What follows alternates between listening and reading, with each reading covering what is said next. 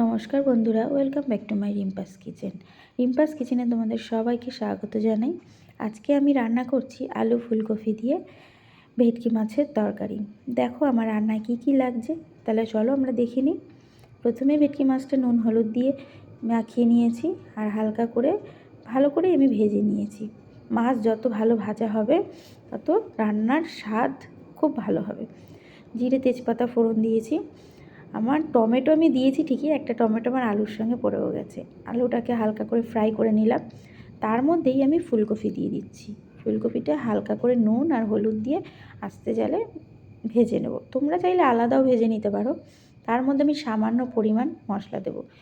আদা বাটা 1 চামচ, কাশ্মীরি লঙ্কার গুঁড়ো, স্বাদ মতো নুন, 1 চামচ জিরের গুঁড়ো দিয়ে আমি ভালো করে কষিয়ে নেব।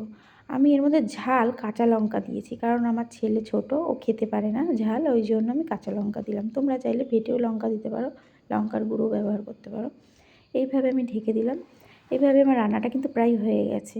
গরম মশলা দিয়ে আমি নামিয়ে ফেলছি। খেতে দেখে তো মনে হচ্ছে ভালোই হয়েছে। আমি খেয়েছি, খুব ভালো লেগেছে। বন্ধুরা তোমরাও রান্না করে খেয়ে দেখবে। আর আমার চ্যানেলে নতুন বন্ধু হলে একটা সাবস্ক্রাইব করে পাশে